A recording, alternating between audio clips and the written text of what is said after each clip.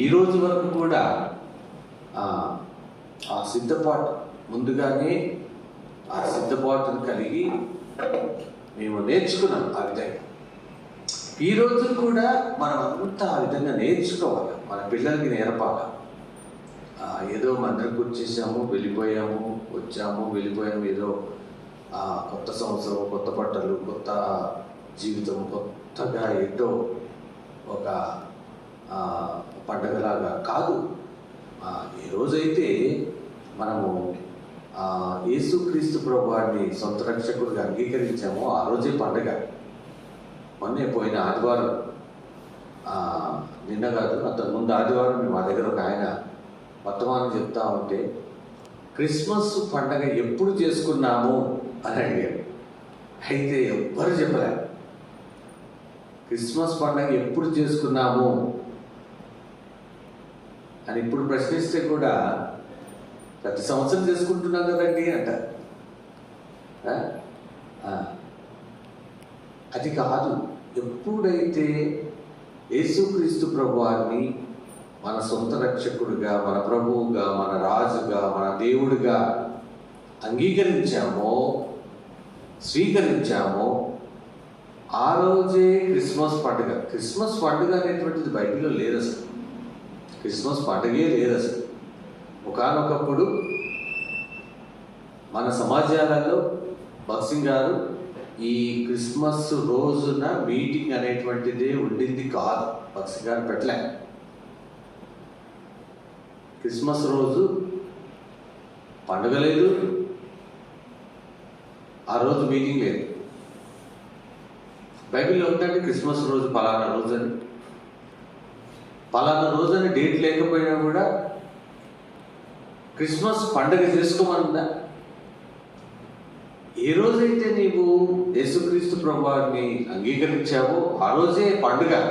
Christmas పండుగ కావచ్చు, కొత్త సంవత్సరం పండుగ కావచ్చు, ఏదైనా పండుగ కావచ్చు, పుట్టినరోజు పండుగ కావచ్చు, అట్లాంటివన్నీ ఏ పండుగ అయినా, ఏ సంతోషమైనా ఆ రోజే. ఆ రోజు నుండి మొదలైనటువంటిది రోజు పండుగే. చాలా పేదవాళ్ళు. ఆ దినాల్లో అందరూ చర్చికి మందిరికి బట్టలు, కొత్త బట్టలు కట్టుకొని చక్కగా కొత్తగా వాళ్ళు వస్తూ ఉంటే, నాన్న ఏంటి అందరూ మన పండుగ కదా, అందరూ కొత్త బట్టలు వేసుకొని వస్తుంటే మనమేమో పాత బట్టలే అంటే, మనకు రోజు పండుగరా. ఈరోజు కాదు, ప్రతిరోజు పండగే మనకి. యేసుక్రీస్తు ప్రభువారు మధ్యాహ్నం మాట్లాడుతూ వచ్చినాడు, దేవుడు మాట్లాడుతూ వచ్చినాడు మనతో. ఏంటి అంటే, మన హృదయంలో, మన ఇంటిలో, మన జీవితంలో, మన ఉద్యోగంలో యేసుక్రీస్తు ప్రభువారు ఉంటేనే పండుగ.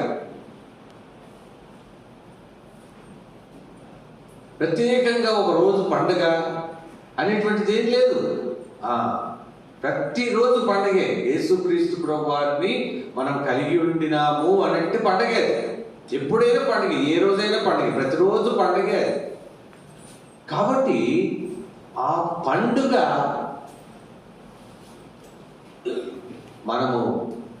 మనల్ని దేవుడు తీసుకుపోయేంత వరకు, దేవుడు వచ్చేంత వరకు కూడా పండుగనే. కాబట్టి అయితే పండుగ అయితే ఈ జీవితంలో మనము కొన్నిసార్లు యేసుక్రీస్తు ప్రభువారిని విస్మరిస్తూ ఉంటాం, మర్చిపోతూ ఉంటాం కదండి. మన బంధువులు, మన స్నేహితులు, మన అలవాట్లు, మన సంగతులను బట్టి మనము యేసుక్రీస్తు ప్రభువారు నాలో నా హృదయంలో, నా ఇంట్లో ఉన్నాడు అనేటువంటి ఆ గమనమును మర్చిపోతుంటాం. అందుకే ఇప్పుడు ఈ సంవత్సరము ముగిస్తూ ఉన్నాము, ఈ సంవత్సరము ముగించిపోతూ ఉంది, కొత్త సంవత్సరంలోకి వస్తూ ఉన్నాము. ఈ కొత్త సంవత్సరంలోనికి మనము అడుగుపెట్టేదానికి ముందుగా, కొత్త సంవత్సరంలోనికి వెళ్ళేదానికి ముందుగా మనల్ని మనము కొత్త సంవత్సరము కొరకు కొత్త జీవితమును, కొత్త నడకను, కొత్త ప్రవర్తనను మనం సిద్ధపరచుకోవాలి. అది ఎందుకంటే మానవులు మనం కదా, మానవులము బుద్ధిహీనులము, పనికిమాలిన వాళ్ళం. బలహీనతలు ఎన్నో ఉన్నాయి మన దగ్గర, మనలో. ఈ బలహీనతలు మనం గుర్తించాలి. ఏవో అయిపోయినాయి, గత సంవత్సరం అయిపోయింది, నా 50 సంవత్సరాలు అయిపోయినాయి, 60 సంవత్సరాలు అయిపోయినాయి, 30 సంవత్సరాలు అయిపోయినాయి, 40. ఇవి కాదు. ఇప్పుడు మన పాట సంవత్సరములు జరుగుతూ ఉండగా, చెప్పండి, పాట పాడే కదా. నీ కార్యము నాలో, నా ఇంటిలో, నా జీవితంలో, నా ఉద్యోగంలో, నా సంఘంలో, నా సంఘం కాదు, మా సంఘం కాదు. ఎవరిది సంఘం? దేవుని సంఘం ఇది. బ్రదర్ వాళ్ళు కూడా ప్రార్థన చేశారు, మా సంఘం కాదు, దేవుని సంఘం. దేవుని సంఘములో యేసుప్రభు ఉండాలి. ఈ రోజుల్లో సంఘంలో కూడా యేసుప్రభు ఉండట్లే. ఎందుకంటే మనమే ఉంటున్నాం. మన మాటలు, మన ప్రవర్తన, మన జీవితము, మన యొక్క బలహీనతలు, మన యొక్క వివేకములు, మన యొక్క బుద్ధిహీనతలే ఉన్నాయి. అందుని బట్టే ఎదుగుదల లేకుండా ఉంటుంది. ఆ బుద్ధిహీనతలు ఏమిటో అనేటువంటిది మనం ఇప్పుడు వాక్యంలో చూస్తాం. చూడండి, 2వ రాజుల గ్రంథం 4వ అధ్యాయంలో ఒక విషయము మనం చూస్తే అక్కడ ఒక సంఘటన మనకు కనబడుతుంది. ఆ సంఘటననే ఈరోజు వ్యక్తిగత జీవితంలోనేమి, కుటుంబ జీవితంలోనేమి, సంఘ జీవితంలోనేమి, ఉద్యోగ జీవితంలోనేమి, అన్ని రకాలుగా కూడా ఈ బుద్ధిహీనత, ఈ అవివేకం అనేటువంటిది కనబడుతుంది. దాన్ని మనం గుర్తించట్లే మనం. దాన్ని మనము గమనించాలి. చూడండి, 2వ రాజుల గ్రంథము 4వ అధ్యాయము 38 నుండి 41 వరకు మనం చదివినట్లయితే అక్కడ ఒక బుద్ధిహీనత లేకపోతే అవివేకము అనేటువంటిది అక్కడ కనబడతాం. చదువుదామా? ఒక వచనం నేను చదువుతాను, 2వ వచనం మళ్ళీ 39 మీరు చదవండి, 40 మళ్ళీ నేను చదువుతాను, 41 మీరు చదవండి. ఎలీషా గిల్గాలునకు తిరిగి రాగా ఆ దేశమందు క్షామము కలిగి ఉండెను. ప్రవక్తల శిష్యులు అతని సమక్షమునందు కూర్చుండి ఉండగా అతడు తన పనివాణిని పిలిచి పెద్ద కుండ పొయ్యి మీద పెట్టి ప్రవక్తల శిష్యులకు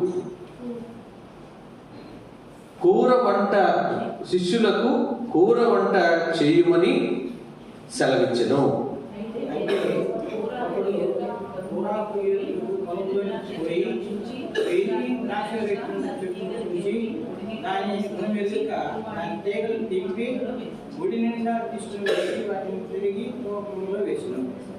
తినుటకు వారు పట్టింపగా ప్రవక్తల శిష్యులు రుచి చూచి, దైవజనుడా, కుండలో విషమున్నదని కేకలు వేసి దాని తినక మానిది.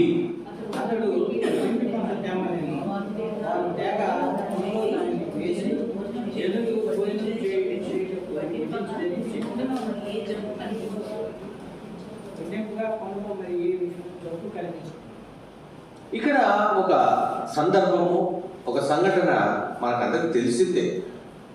ఎంతమందికి మనము ఎన్నిసార్లు ఎప్పుడు విన్నాము అని కానీ తెలిసినటువంటి విషయం.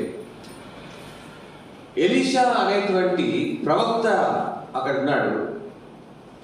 ఆయన సమక్షంలో శిష్యులు ఉన్నారు. ఆ సందర్భంలో ఆ దేశమందు ఏం కలిగిందండి? నేను ప్రశ్నలు వేస్తుంటానండి, మీరు చెప్పాలా? నాకు తెలియదు, వాక్యం ఏంటో నాకు తెలియదు. కరువు, క్షామం కలిగింది. ఆ దేశంలో క్షామం ఉంది. ఏం చేస్తాం ఇప్పుడు? ఆ క్షామములో, ఆ కరువులో పనివాళ్ళని పిలిచి ఎలీషా అయ్యా బాబు పొయ్యి ఒక పెద్ద కుండ పొయ్యి మీద పెట్టు, ప్రవక్తల శిష్యులు అందరూ కూడా తినేటట్టుగా కూర వండమన్నాడు. సరే వెళ్ళాడు. వారిలో ఒకడు వెళ్ళాడంట పొలములో వెర్రి ద్రాక్షలు. చదవండి ఆ వచనము 39వ వచనం. అయితే ఒకడు కూరాకులు ఏరుటకు పొలంలోనికి పోయి వెర్రి ద్రాక్ష చెట్టును చూచి దాని గుణమెరుగక దాని తీగలు తెంపి ఒడి నిండా పోసుకొని వచ్చాడు. వాటిని తరిగి కూరకుండలో వేశాడు. ఒక వ్యక్తి వారిలో ఉన్నటువంటి ఒకడు పొలానికి వెళ్ళి ఏవో కూరాకులు తీసుకొద్దామని వెళ్ళాడు. ద్రాక్ష తీగలు, అవి ఏవి ద్రాక్ష తీగలంట? వెర్రి ద్రాక్ష తీగలు. కొన్ని కోసుకొని ఒడి నిండా కోసుకొని తెచ్చి బీరకాయలు తరిగినట్టు, కూరగాయలు తరిగినట్టు, ఆకులు తరిగినట్టు తరిగి కుండలో వేసాడు. కూర వండాడు. కూర వండడానికి కూరలో వేసాడు. ఏమైంది 40వ వచనంలో? తినుటకు కూర వండారు, తినుటకు వారు వడ్డింపగా ప్రవక్తల శిష్యులు దాన్ని రుచి చూచి దైవజనుడా కుండలో విషమున్నదని కేకలు వేసి దానిని తినకుండా మానేరు. ఇక్కడ క్షామం ఉంది, ఆకలి అవుతుంది, తినాలి, భోజనం చేయాలి. ప్రవక్త గారు మన యజమానుడు చెప్పాడు, తీసుకొచ్చేసాం. ఏం తీసుకొచ్చామో ఏమిటో, అవి వెర్రి ద్రాక్షల, మామూలు ద్రాక్షల, మంచి ద్రాక్షల, అవి ఏంటివి గమనిక లేదు. తీసుకొచ్చేసారు, వాటిని తరిగేశారు, కూరలో వేసేసారు, కూర వేసేసారు. తినడానికి చూస్తే ఏమైపోయింది అక్కడ? ఏమన్నాడు అక్కడ? దైవజనుడా కేకలు వేస్తున్నాడు. దైవజనుడా కుండలో ఏముందట? విషం, పాయిజన్.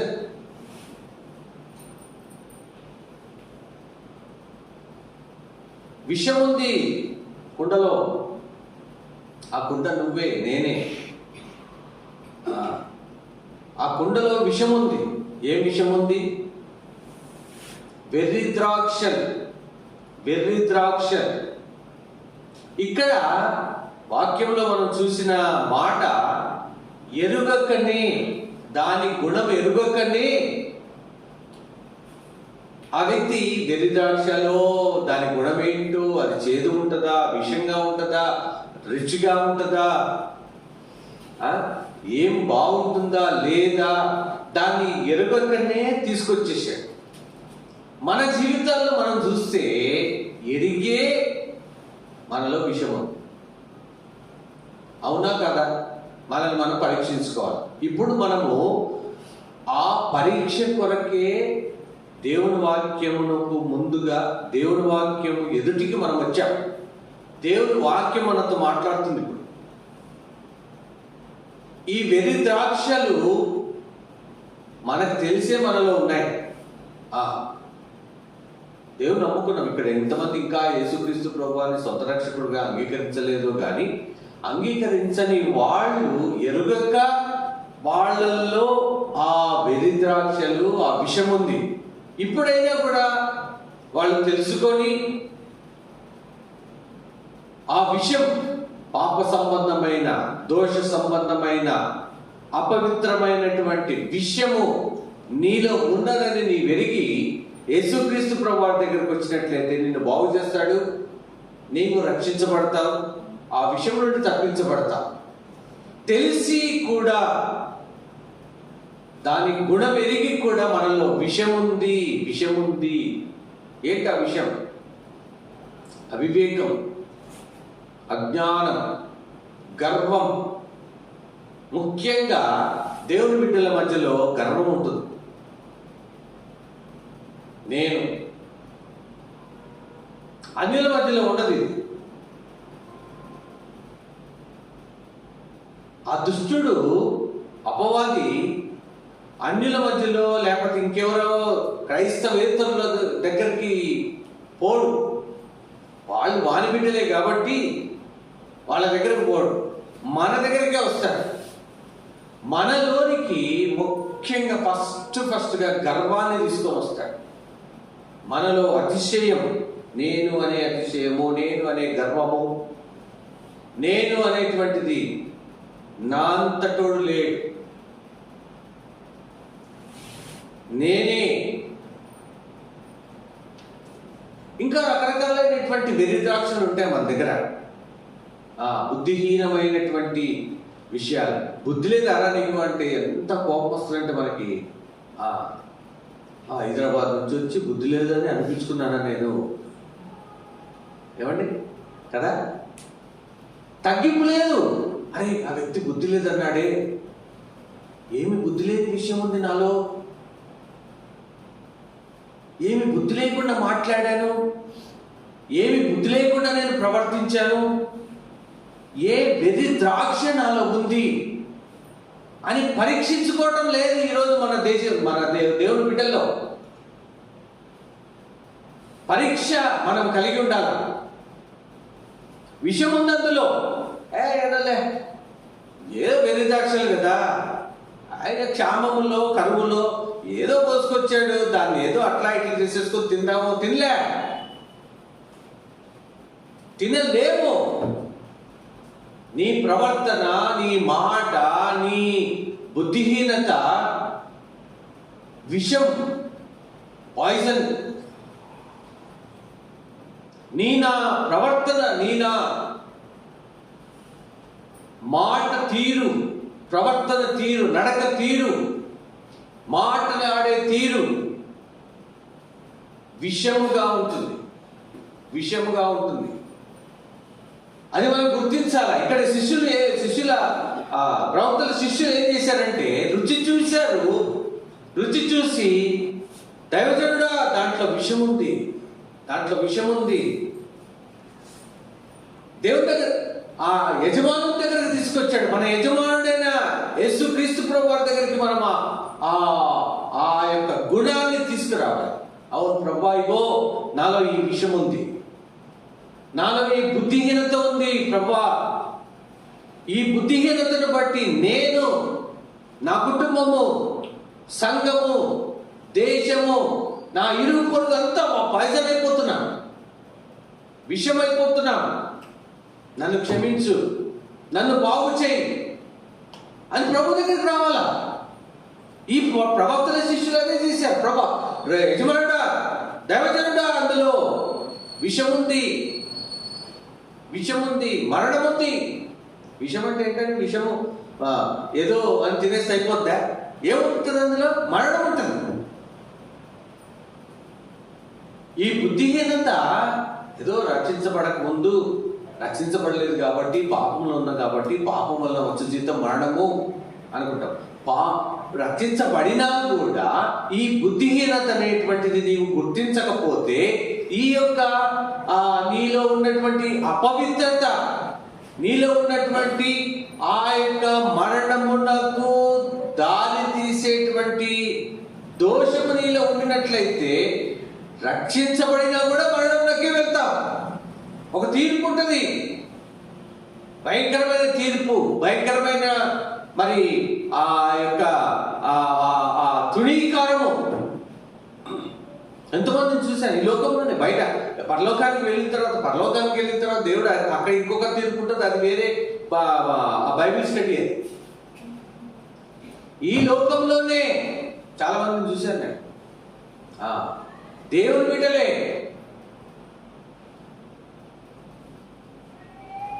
ఒక ఆయన మందిరంలో ఒక సందర్భంలో ఒక విషయాన్ని ఆక్రమించుకున్నాడు. ఆక్రమించుకున్న తర్వాత పెద్దవాళ్ళు కొంతకాలము ఆక్రమించుకొని దాన్ని తనే నడిపించుకుంటూ తాను చేసుకుంటూ వచ్చినాడు. కొంతకాలం తర్వాత పెద్దవాళ్ళు ఆయన్ని అది వదిలేసేసేసి మేము చూసుకుంటామనంటే కొన్ని లక్షలో ₹1,00,00,000 డిమాండ్ చేశాడు. ఆ డబ్బు ఇస్తే నేను వదిలేసేస్తాను, మీరు చూసుకోండి, నేను ఆ డబ్బు తీసుకొని వెళ్తాను అన్నాడు. ఎంత దారుణం అండి! రక్షించబడినటువంటి వాడు, దేవుని ఎరిగినటువంటి వాడు, దేవుని మందిరంలో పరిచర్య చేసేటువంటి వాడు, దేవుని మందిర పరిచర్యలో తనది కాని దాన్ని ఆక్రమించుకున్నాడు. హబక్కూకు 2:6 ప్రకారంగా తనది కాని దానిని ఆక్రమించువానికి శ్రమ. ఎవడు వాడు? రక్షించబడని వాడు కాదు, యేసుక్రీస్తు ప్రభువుని ఎరగని వాడు కాదు, ఎరిగిన వాడే, దేవుని సేవలో ఉన్నటువంటి వాడే. ఇంత డబ్బిస్తే నేను వదిలేస్తా అన్నాడు. ఎవరు? మీ నాన్న జాగిరి నాది, నువ్వు సంపాదించిన జాగిరినా? దేవుని సొమ్ము, దేవుని మందిరం సంబంధమైనటువంటిది.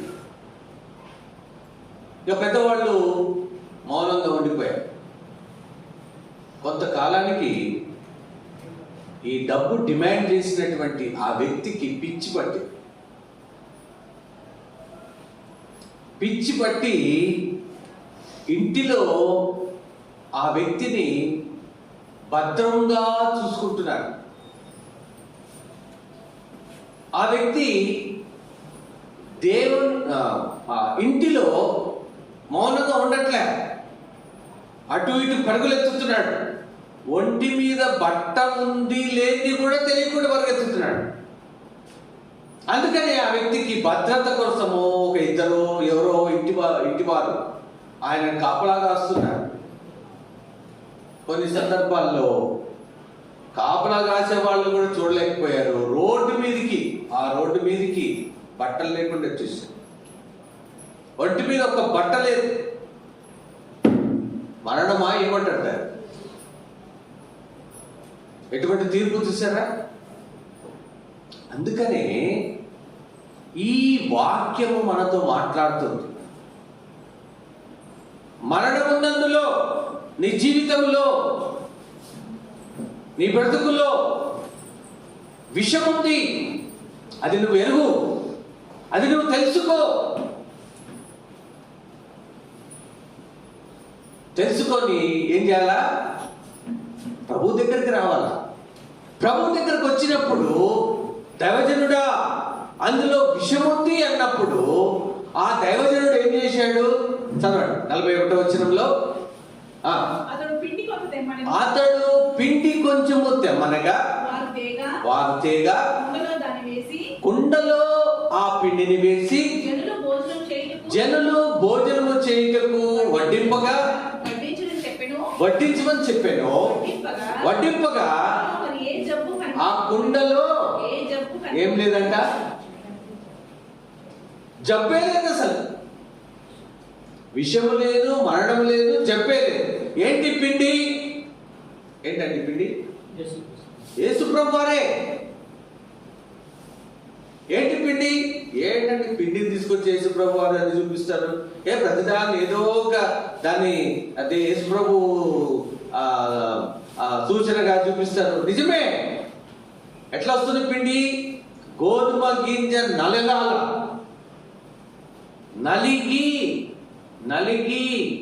నలిగి ఎట్లుండాలా? ఇట్లా పిండిని పట్టుకుంటే సన్న పౌడర్ అయిపోవాలి. తిరగల్లో మా అమ్మ ఆ గింజలు ఆ మినుములోకి వేసి తిప్పమని చెప్పేది మా అమ్మ చిన్నప్పుడు. తిప్పి చేయనపోయి చాలమ్మా అంటే అది పట్టుకొని చూసి ఇంకా చేయాలా అని తిప్పేది. అరిసెల పిండి మీకు అందరికీ తెలుసు, ఊర్లలోనే ఉంటాయి. మా హైదరాబాద్లో తక్కువ, ఇప్పుడు గిన్నెకి వేసేస్తారు. అరిసెల పిండి కొట్టేవాళ్ళం. కొట్రా అని చెప్పేది. ఎంత సేపు కొట్టాలో తెలుసా అరిసెల పిండి? మీకు అందరికీ తెలుసు. ఆ పిండి యేసుక్రీస్తు ప్రభువారే. 53 యెషయా గ్రంథము 10వ వచనంలో ఆయన నలగొట్టబడ్డాడు. ఆయనే ఆ పిండి. నీ జీవితంలో ఆ పిండి కావాలా? నీలోనికి ప్రవేశించినటువంటి ఆ బుద్ధిహీనత అనేటువంటి మరణము, అవివేకం అనేటువంటి విషము, అహంకారం అనేటువంటి విషము, గర్వం అనేటువంటి విషయము, ఆ మరణము, ఆ విషము, ఆ జబ్బు నీలో నుండి పోవాలంటే ఆ యేసుక్రీస్తు ప్రభువారిని జీవితంలోకి రావాలి. చదవండి 53 యెషయా 10వ వచనం. అతడు నలగొట్టబడుటకు, అతన్ని నలగొట్టుటకు యెహోవాకు ఇష్టమైంది.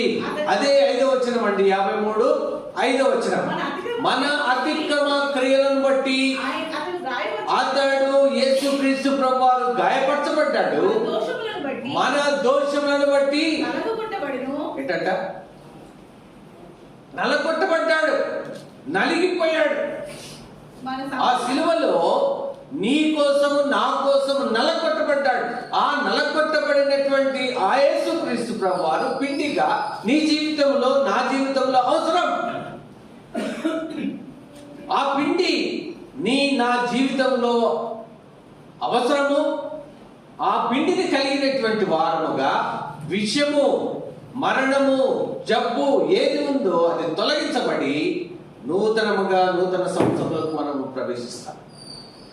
ఆయనను అడుగు, ప్రభువా ఇగో పలానా దోషం నాలో ఉంది, పలానా విషము నేను నా జీవితంలో కలిగి ఉన్నాను. ఆ వేషము, గర్వము, మాట తీరు సరిగలేదు, ప్రవర్తన తీరు సరిగలేదు, ఇష్టానుసారంగా మాట్లాడుతున్నాను, ఇష్టానుసారంగా ప్రవర్తిస్తున్నాను, ఇది నాకు విషముగా ఉంది.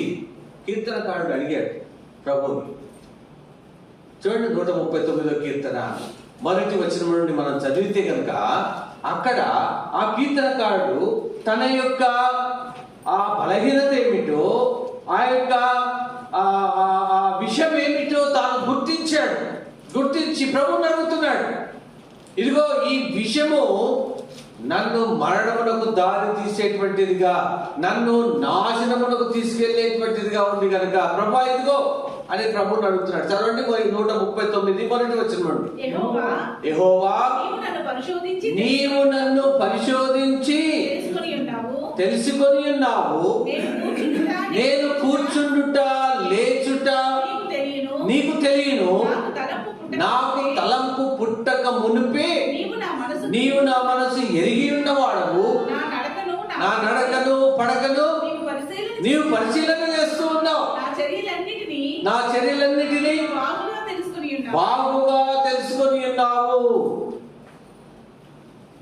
ఆ వ్యక్తి వెర్రి ద్రాక్షాలు నాలో ఉన్నాయా లేవా ఆ వ్యక్తికి తెలియదట.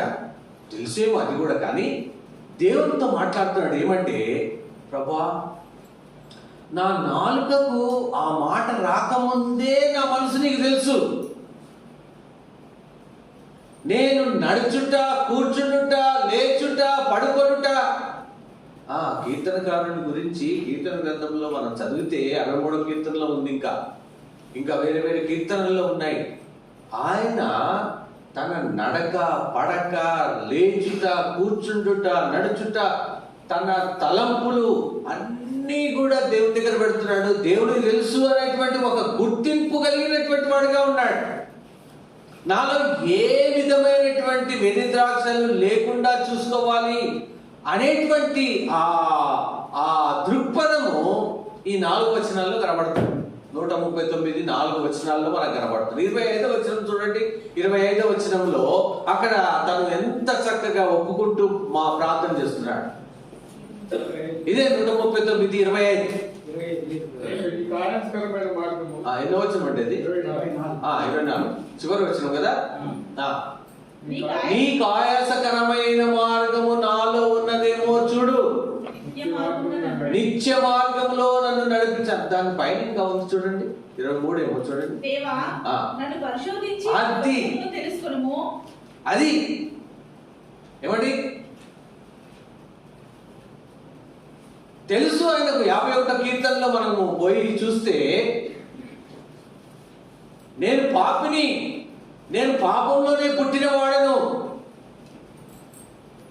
అని తాను గుర్తించి దేవుని దగ్గర క్షమాపణ అడిగాడు. ఇక్కడ 139వ వచనంలో ఏమంటున్నాడంటే, నాలో వెర్రి ద్రాక్షాలు ఉన్నాయేమో తెలుసుకో ప్రభా, నాలో విషం ఉంది, చదవండి. దేవా, నన్ను పరిశోధించి తెలుసుకొనుము, నన్ను పరీక్షించి నా ఆలోచనలు తెలుసుకొను. నన్ను పరీక్షించి నా ఆలోచనలు. ఏంటంటే ఆలోచనలు? నీ ఆలోచన నాకు తెలియదు, నా ఆలోచన నీకు తెలియదు. ఏం ఆలోచిస్తున్నామో ఎప్పుడు ముగిస్తాడో, తొందరగా వాగ్దానం తీసేసుకుందాం, వెళ్ళిపోదాం ఆలోచిస్తారండి. వచ్చింది ఇప్పుడే మనం. ఇట్లాంటి ఆలోచనలు ఎన్నో ఉన్నాయి. కీర్తనకారుడు ఈ తన మనస్సులో ఆలోచనలు ఏమంటున్నాడు? నా ఆలోచనలు, చదవండి. నన్ను పరీక్షించి నా ఆలోచనలు తెలుసుకో. నా ఆలోచన తెలుసుకో. నీకు ఆయాసకరమైంది. పక్కనోడికి కాదు, ఎవడికి కాదు, ఇంకోడికో కాదు. పక్కనోడికి ఆయాసకరంగానే ఉంటుంది, ఇంకెవరికో ఆయాసకరంగానే ఉంటుంది, స్నేహితుడికి ఆయాసకరంగా ఉంటుంది, బంధువులకు ఆయాసకరంగానే ఉంటుంది నీ మాట, నీ తీరు, నీ ప్రవర్తన. నీ కుటుంబ సభ్యులకు ఆయాసకరంగా ఉంటుంది. నీకు తెలియదు. విషం ఉన్నది అనేటువంటిది రుచి చూసేంత వరకు నీకు తెలియదు. నీ ప్రవర్తన, నీ జీవితము, నువ్వు పోతూనే ఉంటావు. ఆఖరికి పిచ్చోడైపోయి బట్టలు లేకుండా ఆ రోడ్డు మీద తిరిగిన దాకా కూడా నీకు తెలియదు. విషం, పాయిజన్.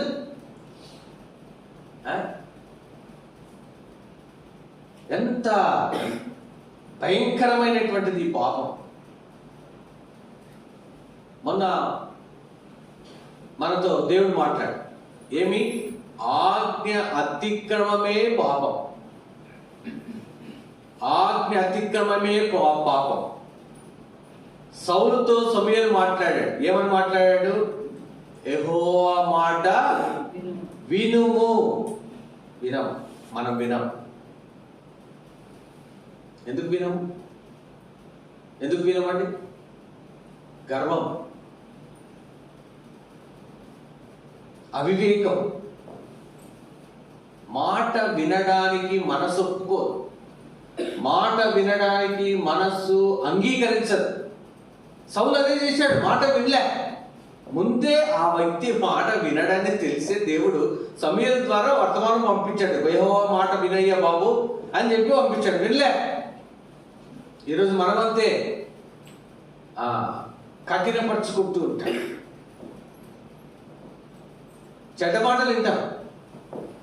ఆడిని కొట్టు, ఈయన్ని కొట్టు, ఆడినను ఈయనను అని అంటే ఈ మాటలు వింటూ ఉంటాం. పాయిజనస్ మాటలు మనకి బాగుంటాయి. అవునా? సంగతి చూద్దాం. అవునా? తగ్గింపు, విధేయతతో కూడినటువంటి, విధేయత చూపించేటువంటి మాటలు ఏదైనా చెప్తున్నారు అంటే వినం. నా రూటే వేరు, మన దారి మనదే. ఇక్కడ కీర్తనకారుడు ఏమంటున్నాడంటే, నాలో నీకు ఆయాసకరమైనది ఉన్నదేమో చూడు ప్రభా. చదవండి. ఆయాసకరమైనటువంటిది, దేవునికి ఆయాసకరమైనటువంటిది, ఇతరులకు కూడా ఆయాసకరమైనటువంటిది నీలో నాలో ఉన్నాయి. లేవని మనం అనుకోవడానికి వీల్లేదు. ఏదో అందరికి వచ్చేసాము, పాటలు పాడేసాము, వాక్యం వినేసాము, వాక్యం చెప్పేశాము అంటే కాదు.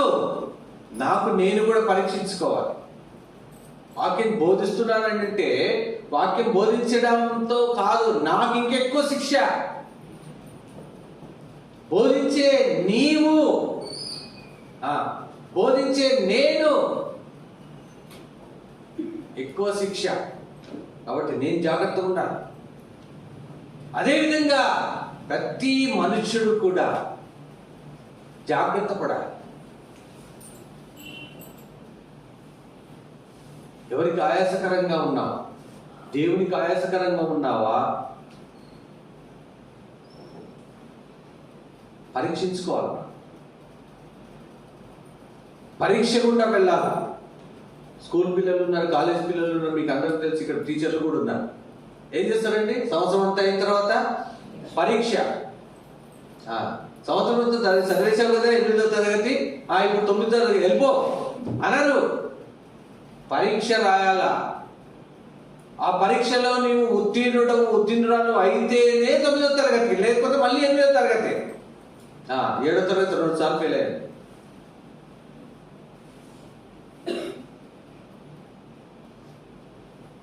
పరీక్షలో ఫెయిల్ అయిపోతాం. ఆయన పరీక్షిస్తాడు. ఆ పాయిజన్ తీద్దామంటే తీయనియవు నువ్వు. ఆ అవివేకము, ఆ బుద్ధిహీనతను తీసేస్తా అంటే తీయనియవు. ఒకవేళ నువ్వు అడగవు, కరెక్టే. ఇక్కడ కీర్తనకారుడు మాట్లాడినట్టుగా నా ఆయాసకరమైనటువంటి విషయము, నా ఆలోచన పరీక్షించు ప్రభా, సరిచేయి ప్రభా, నిత్య మార్గంలో నడిపించు అని కీర్తనకారుడు అడిగాడు. మనం అడగం. ఏదో వచ్చాము, ఏదో నామకార్థంగా ఏదో మాట్లాడాడు, వాక్యం చెప్పాడు, నేనేదో ప్రార్థన చేసి వెళ్ళిపోయాడు, అంతే. మళ్ళీ 1వ తేదీ జనవరి రేపు వస్తుంది, కొద్దిసేపు అయితే రేపు 1వ తేదీ మళ్ళీ మామూలే, యాజ్ యూజువల్. మళ్ళీ మామూలే జీవితం, మళ్ళీ మామూలే ఆ జీవితంలో విషయం. ఆ విషయము రాను రాను రాను రాను ఆత్మీయ జీవితంలో ఎంతో ప్రమాదకరం. దాంట్లో జబ్బు కూడా ఉందంట. చివరిలో చెప్పాడు, మాట్లాడుతున్నాడు అక్కడ 41వ వచనంలో, ఆ 2వ రాజులో 4వ అధ్యాయము 41వ వచనంలో చివరిలో జబ్బు కూడా ఉందంట. ఆ పిండి వేసిన తర్వాత జబ్బు కూడా కనబడలే, విషము పోయింది, జబ్బు కూడా కనబడలే. ఆ యేసుక్రీస్తు ప్రభువారు నీ జీవితంలో రావాలా, నీ జీవితంలో ఆయన నడుగు. అవును ప్రభా, నీకు ఆయాసకరమైంది ఉంది, నా జీవితంలో ఇగో ఫలానా గర్వం ఉంది, ఫలానా మరి అతిశయం ఉంది, నాలో ఈ విషయం ఉంది, ఈ విషయము పోవాలంటే యేసుక్రీస్తు ప్రభువారు నాకు కావాలి. యేసుక్రీస్తు ప్రభువారు అయినటువంటి ఆ పిండి నా జీవితంలో కావాలి. ఆ పిండి వేసిన తర్వాత అందరూ భోజనం చేశారు. ఏమండి, జబ్బు లేదు, విషము లేదు, ఇంకా అది రుచికరంగా తయారై ఉంటుంది. అదంతా రాయబడలేదు, కానీ భోజనం చేశారు అని అంటే అదే మీనింగ్. జబ్బు లేదు అంటే అదే మీనింగ్. ఏమైంది ఇక్కడ? నల్లగొట్టబడినటువంటి యేసుక్రీస్తు ప్రభువారు నీ జీవితంలోకి వచ్చారు, నీ కుటుంబంలోకి వచ్చారు, నీ సమస్తమైనటువంటి విషయాలలోనికి ఆ యేసుక్రీస్తు ప్రభువారు అయినటువంటి పిండిని నీవు తీసుకున్నావు. బాబాయ్ చదవండి, 41వ వచనం మళ్ళీ ఒకసారి చదవండి. అతడు పిండి కొంత తెమ్మనెను, వారు తేగ కుండలో దాన్ని వేసి జనులు భోజనం చేయుటకు వడ్డించమని చెప్పాను. వడ్డింపగా కుండలో మరి ఏ జబ్బు కనబడలే. పిండి నీకు కావాలా? పిండిని కోరుకో. ఆ పిండి యేసుక్రీస్తు ప్రభువారు. మన దోషములను బట్టి, మన అతిక్రమములను బట్టి ఆయన నలగొట్టబడ్డాడు. ఆ నలగొట్టబడినటువంటి ఆ యేసుక్రీస్తు ప్రభువారు అయినటువంటి ఆ పిండి నీ కుండలో, నీ జీవితంలోకి వచ్చినప్పుడు ఆయన పొందిన దెబ్బల చేత, చదవండి 53 యెషయా గ్రంథం 5వ వచనం. యెషయా గ్రంథం 53:5.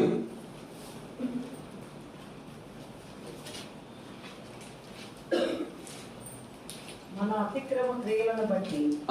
అతిక్రమ క్రియలను బట్టి అతడు యేసు ప్రభువారు గాయపరచబడ్డాడు.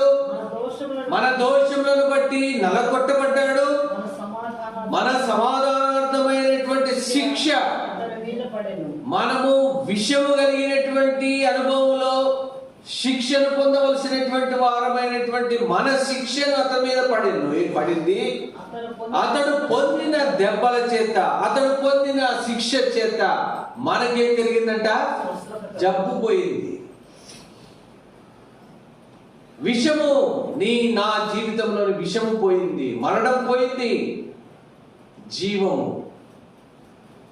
యేసుక్రీస్తుతో కూడా మనకు జీవం.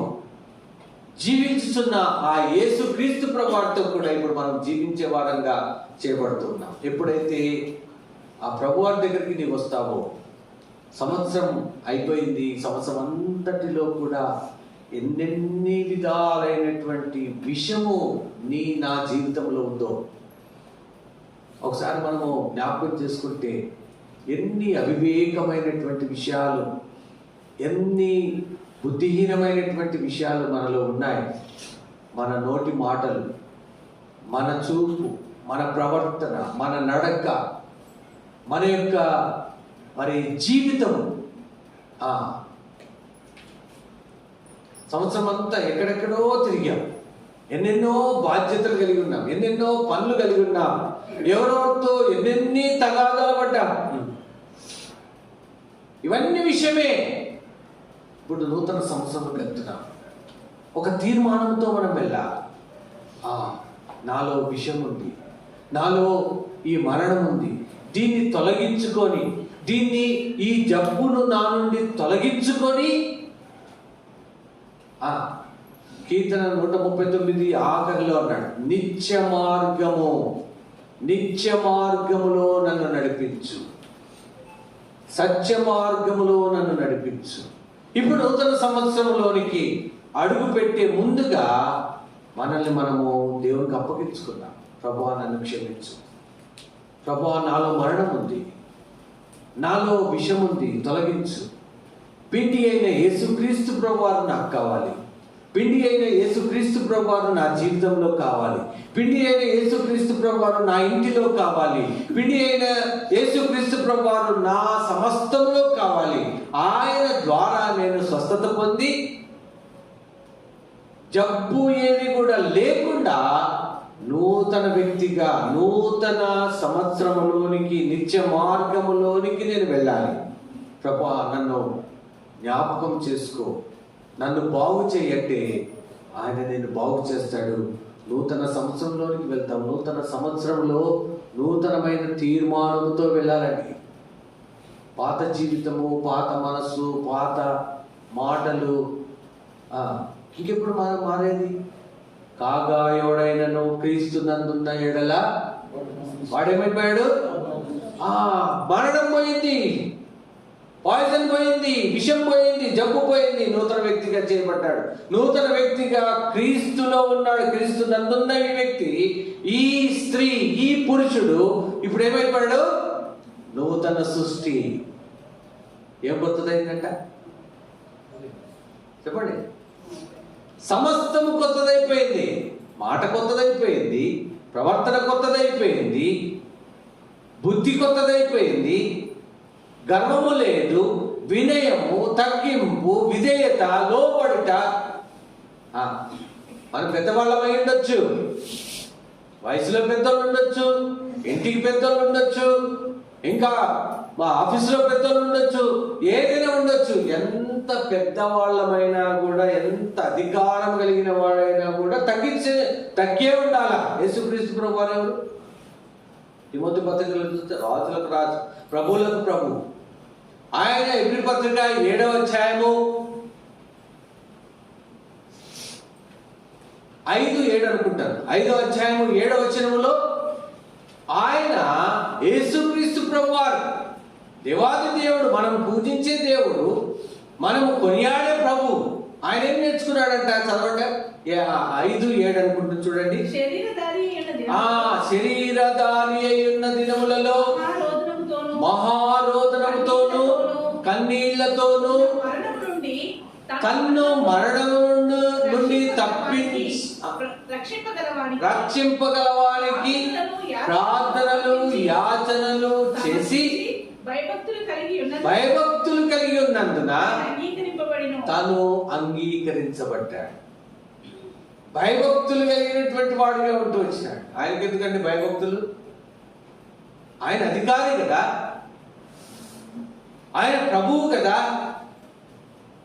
ఆయనకి ఎందుకంటే భయభక్తులు? మనము భయభక్తులు నేర్చుకోవాలా. అదే మాదిరి ఆయన లోబడ్డాడు. 1 పేతురు 2వ అధ్యాయము 21 నుండి, 1 పేతురు 2వ అధ్యాయం 21 నుండి, క్రీస్తు కూడా మీ కొరకు బాధపడి మీరు తన అడుగుజాడలలో నడిచినట్లు మాదిరి ఉంచిపోయాను. ఏంటి? మా పాపం చేయలేదు, నోటను ఏ కపటం లేదు, బదులు దూషింపలేదు, శ్రమ పెట్టబడి బెదిరింపగా న్యాయముగా తీర్పు తీర్చు దేవునికి తన్ను తాను అప్పగించుకున్నాడు. ఆయనే అంత తగ్గించుకున్నప్పుడు మనం ఎట్లా? ఎంత పెద్దవారమైనా కూడా, ఎంత అధికారం మనకు కలిగిన వారమైనప్పటికీ కూడా, నేను మొన్న ఎప్పుడో చెప్పినట్టున్నాను, నేను ఆదివారం చెప్పినట్టున్నాను, ఫిలిప్ గారిని గెట్ అవుట్ అన్నాడు ఒక ఆయన. ఓ ఎబ్రోను సంస్థలు, ఎబ్రోను ప్రపంచం అంతట్లో ఉన్నటువంటి ఎబ్రోను సంఘాలన్నిటికీ చైర్మన్ ఆయన ఫిలిప్ గారు. ఒక ఆయన యవనస్తుడు, ఆయన ముందు పుట్టిన పిల్లోడు, వాడు పెద్దోడు అయిపోయాడు లేండి, నా అంతటోడు అయిపోయాడు. ఫిలిప్ గారిని పట్టుకుని గెట్ అవుట్ అన్నాడు ఎబ్రో నుంచి.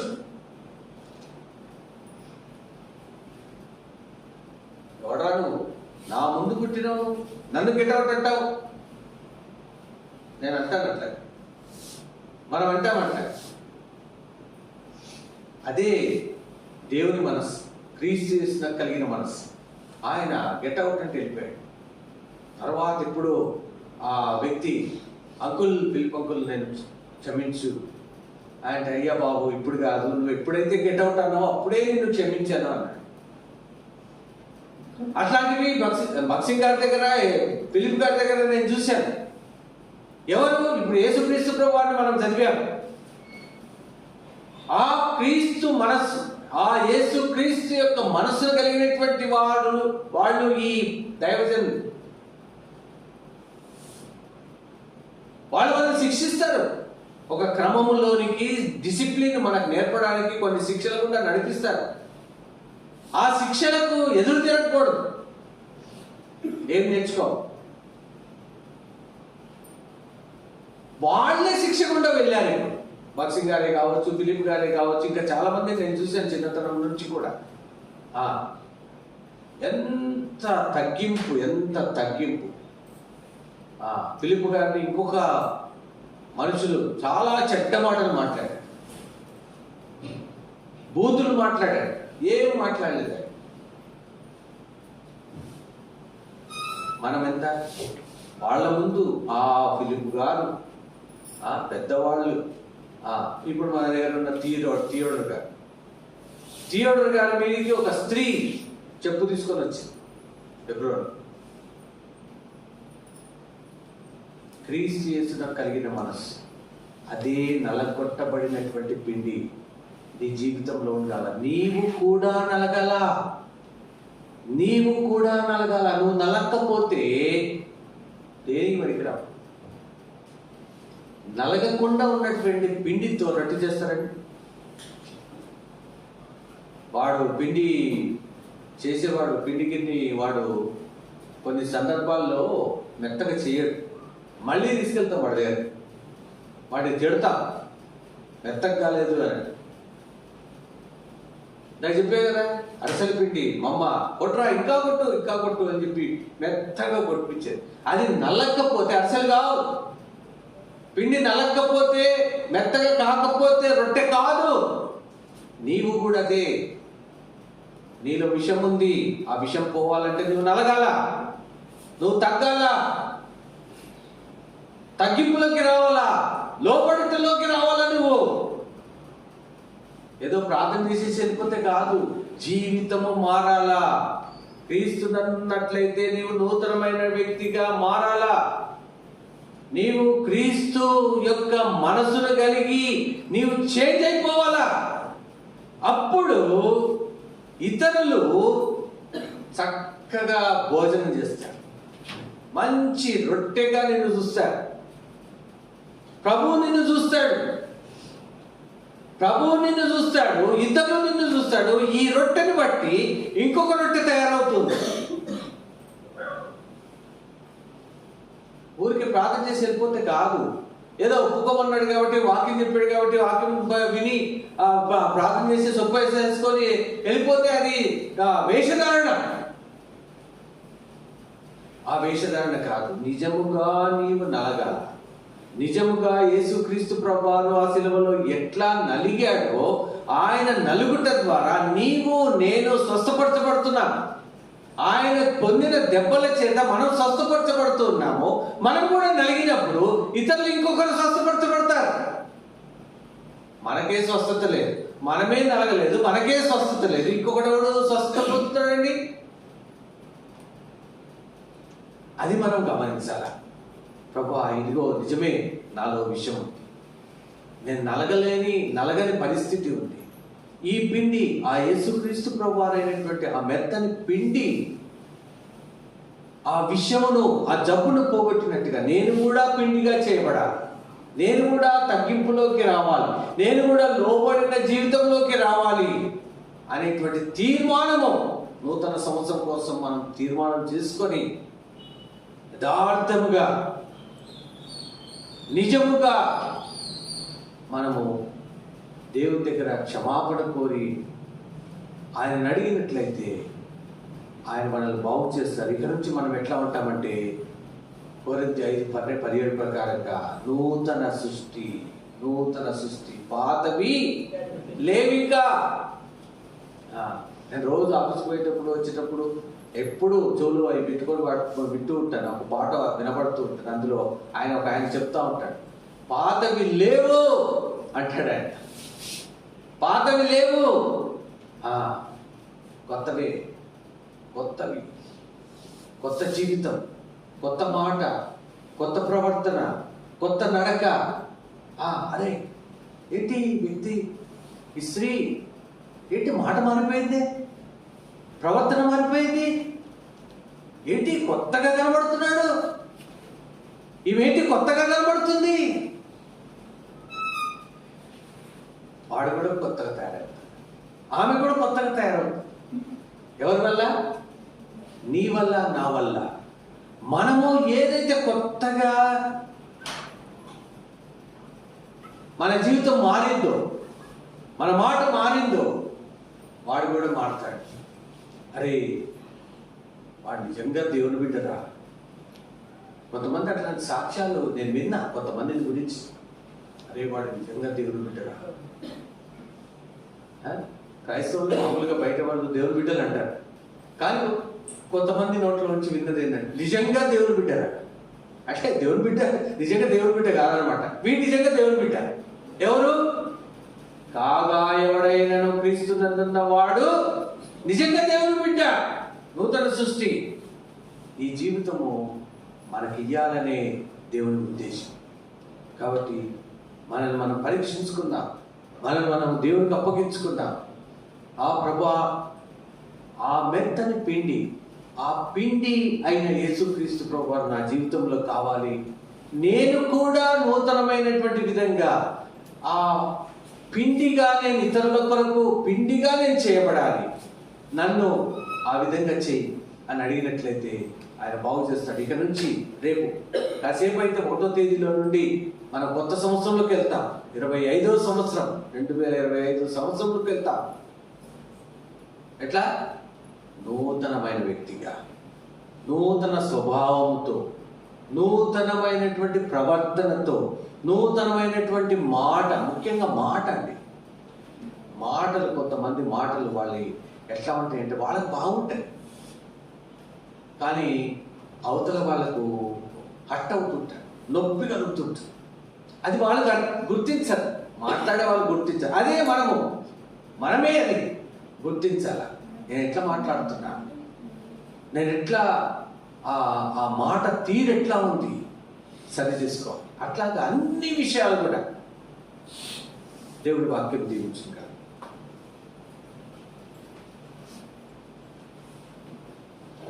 దేవుని వాక్య వెలుగులో మన హృదయాలను పరీక్షించుకుంటే,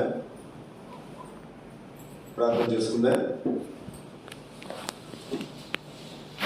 2024 సంవత్సరం చివరి గడియల్లో